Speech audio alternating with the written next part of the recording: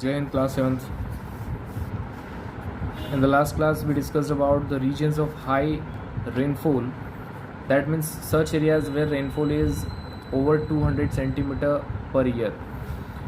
And it was divided into three main parts: equatorial regions, then western coastal regions of middle latitudes in Western Europe and North America, monsoon regions in South Asia, and India is the part of this particular area.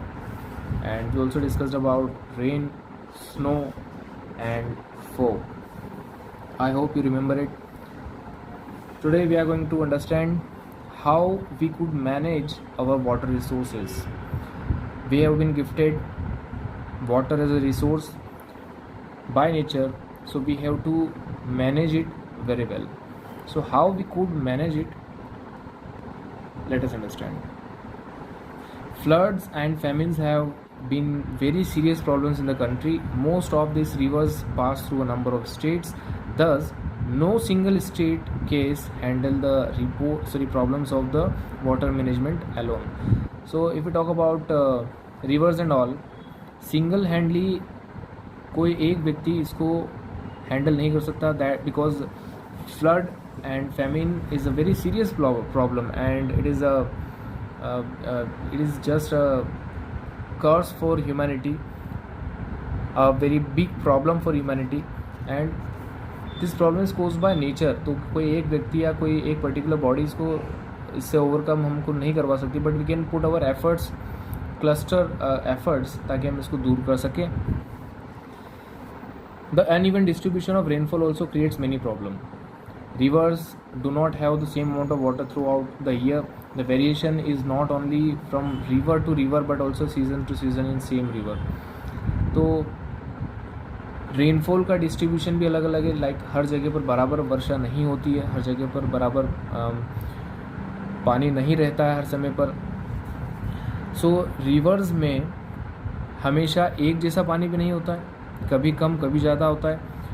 अलग अलग areas पर भी कहीं पर ज़्यादा कहीं पर कम होता है एंड हर सीज़न में अलग अलग होता है. ठीक है, बारिश के सीज़न में बारिश के कारण ज़्यादा पानी होगा, गर्मी के सीज़न में वो सूख जाएगी, उसमें कम पानी होगा. So this is also a problem. So to solve the problem we need to divert the surplus water from one region to those regions where it is needed. तो जहाँ पर बहुत ज़्यादा पानी है, यानी कि ज़रूरत से ज़्यादा पानी है, वहाँ से हम उस पानी को वहाँ पहुँचा दें जहाँ पर उसकी बहुत ज़्यादा ज़रूरत है. So through planning and collective efforts, we can control floods, we can irrigate farmlands in arid areas and rain away surplus rainwater. So अगर हम cluster efforts यानी कि collective efforts अगर हम लगाएंगे, so we can control floods also. farmlands के लिए हम irrigation facility अच्छे से provide करवा पाएंगे and these particular problems can be solved out. So still we have not been able to use our water resources fully. हम ठीक से अभी तक हमारे water resources को utilize नहीं कर पाए हैं. And what is the reason? The number one reason is flow of water in the rivers varies greatly from season to season. अब हर सीज़न में रिवर्स में जो पानी होता है वो कम ज़्यादा होता है, इस कारण से हम उसको पूरी तरह से यूटिलाइज़ नहीं कर पाते. बारिश में बहुत ज़्यादा बारिश होती है और इसके कारण पानी बह करके निकल जाता है, जिसको हम यूज़ नहीं कर पाते. एंड फिर गर्मी में जब पानी की ज़रूरत होती है तो उसमें पानी नहीं होता है या कम होता है. So that's why we can not utilize it properly. Second, uneven nature of the relief. हर जगह पर अलग अलग टाइप के एरियाज़ हैं, अलग अलग टोपोग्राफीज़ है. कहीं पर रिवर्स है, कहीं पर माउंटेन, कहीं पर प्लेटू, कहीं पर प्लेन. तो उस कारण से हर जगह पर एक जैसी क्लाइमेटिक कंडीशन या वाटर रिसोर्स की अवेलेबिलिटी नहीं होती है. And then lack of resources to develop various projects. Resources की भी कमी है, जिसके कारण हम अलग अलग प्रोजेक्ट्स में या तो पैसे या अलग अलग मटेरियल्स जो किसी भी प्रोजेक्ट में चाहिए वो हम नहीं प्रोवाइड करवा पाते. And poverty and ignorance among the farmers.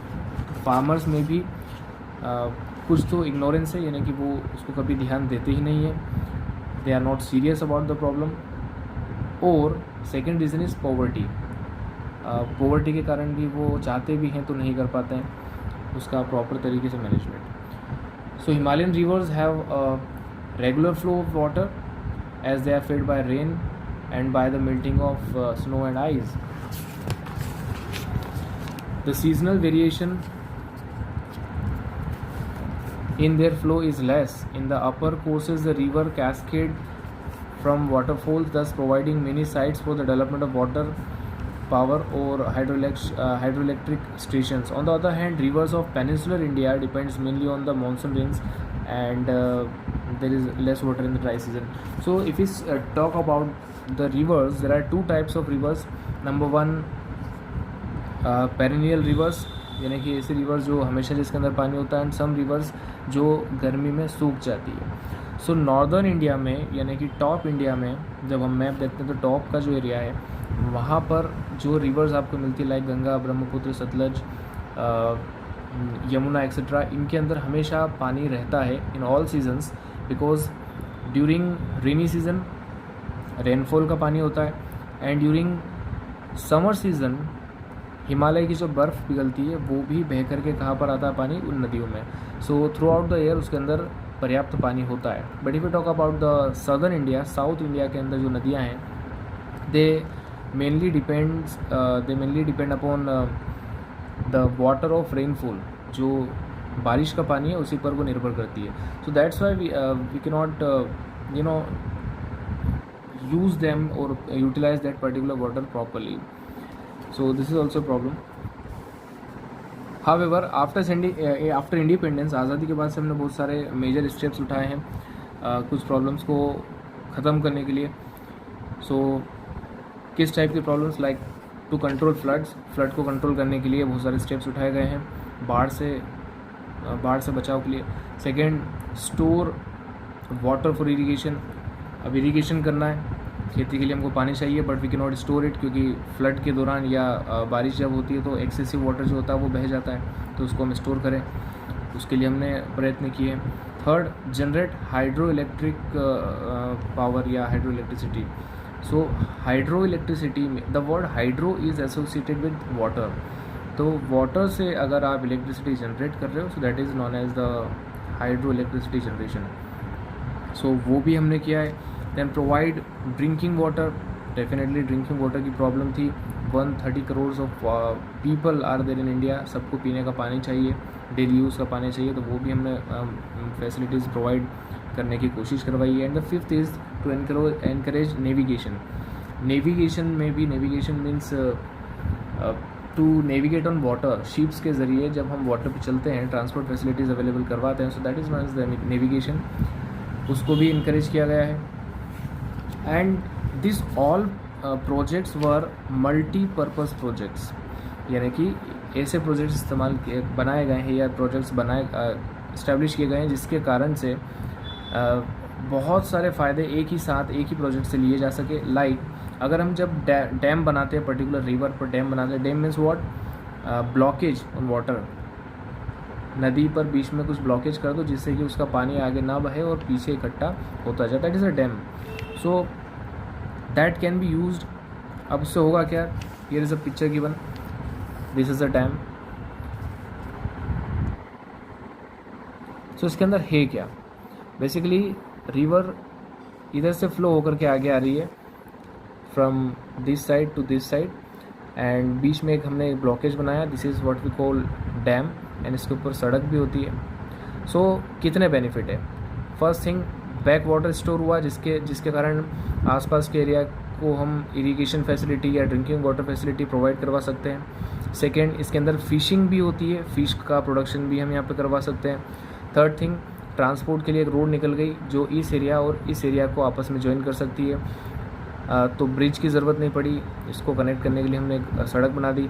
Third thing, यहाँ से जब इस पानी को जब हम नीचे की साइड गिराते हैं हाइट से, सो यहाँ पर हम मशीनरी लगा के इससे हाइड्रो इलेक्ट्रिसिटी प्रोड्यूस कर सकते हैं। ओके, अदर देन दैट, जब ज़्यादा बारिश होती है तो हम इस एरिया में पानी को रोक सकते हैं ताकि आगे के एरिया में फ्लड या जिसको हम बाढ़ बोलते हैं हिंदी में, वो ना आए।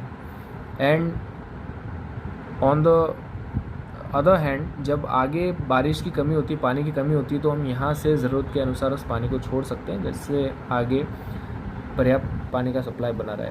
सो there are many benefits, that's why it is known as multipurpose project. Understood? All right. So our next topic will be this one. So this is a hydroelectric dam जिसके अंदर बहुत सारी चीज़ें दे रखी है. So we'll understand it tomorrow or in the next class. Thank you.